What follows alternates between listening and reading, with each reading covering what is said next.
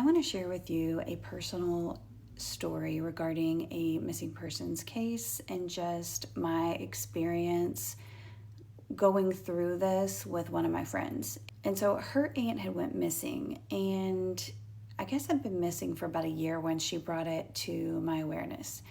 And at this point, I had just really started tapping into my spiritual gifts and abilities.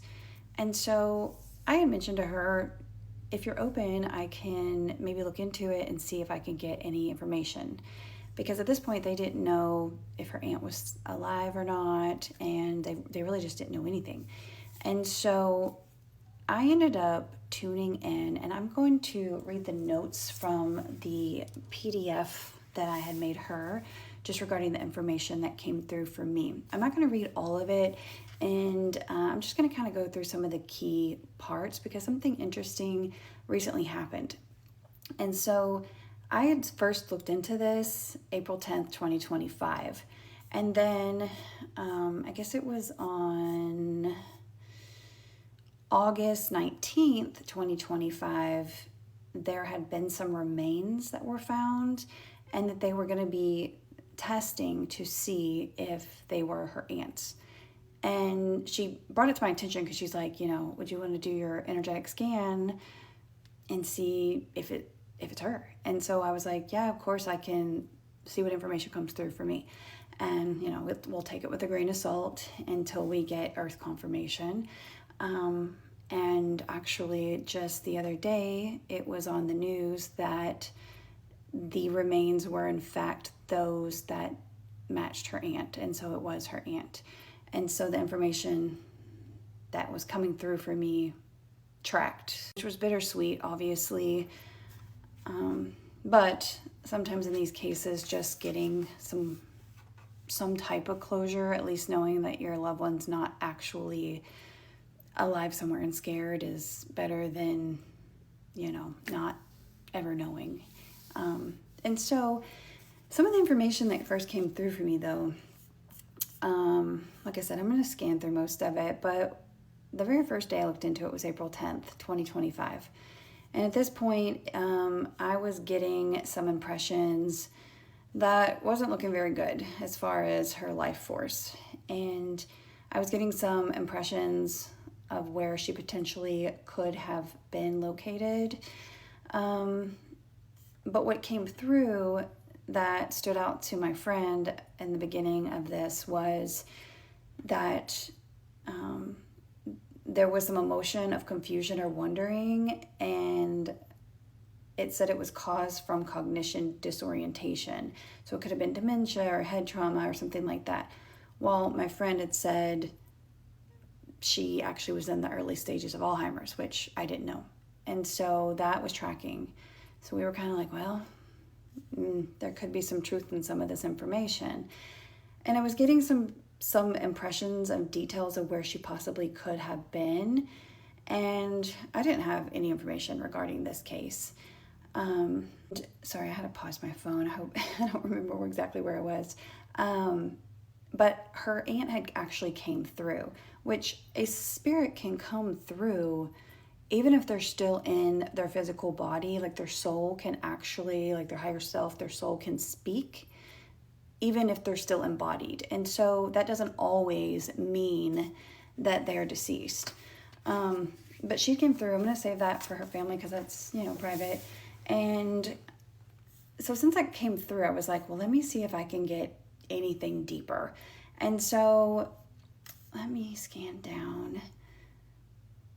So they were kind of describing the area, and the summary basically at the end was her physical body appears to be close to her last known location, possibly 1 to 2 miles along a familiar path or property edge.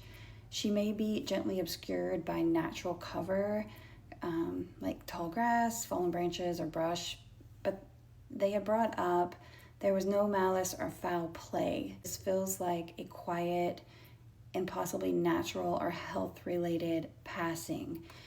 And so I know personally, because I am friends with one of the family members, that I think right now the family doesn't doesn't want that just to be what it was. Not that they don't want it to be what it was, but they feel like maybe like something probably happened to her, like maybe it was something else. But what came through for me is that it was actually from natural causes. Now, I'm not making any claims. That's just energetically what came through. But I did share this with my friend, and I think she felt like it resonated with her, and that gave her enough peace. And so then when the remains were found, I did a energetic scan on those. And at that point, we were kind of rechecking that there was no current active life cord signature to her biological vessel, that there was no false past life present, no incoming soul recall detected, like she hadn't walked back in, because that's kind of like near-death experiences. And all that was clear. And then we did something that was called a source anchor check. The cord traces to a crossed soul line, meaning her life force has fully entered back to source. No trauma loop or fragment remains in the earth grid. Her passing was gentle and sealed. And so the echo isolation scan that we did energetically said it did have a matching sequence, that the last known field imprint of where she was located with the field of the unidentified remains that were discovered matches. The bone echo signature and soul departure window aligned. So the earth path sync for this method was confirmed. And so I was kind of like, well, here's the information that came through. And then my friend had found out that apparently there was some, apparently where she was found, it was a potential old burial site. So of course I'm like, oh, I might need to relook into this then. That could throw things off, right? So, oh gosh, I'm getting a little short on time, but so we went through and we did an ancestral echo check, and it did confirm that yes, there was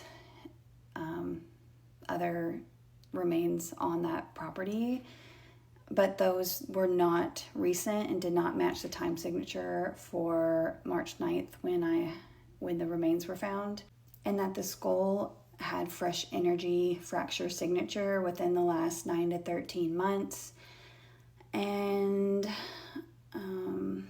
trauma residue differentiation.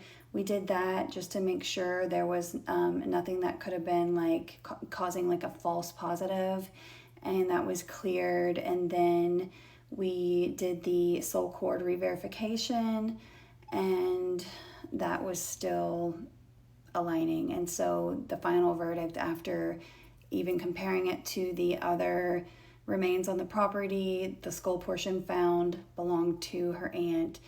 The presence of the older burial site was just coincidental, and that her body may have shifted or weathered naturally into proximity with an area of past burial, but she's not part of the historical intermittence. And her soul signature remains distinctive, anchored, and confirmed. And so that was information that came through. So that was just my experience working my first missing person case, just helping a friend.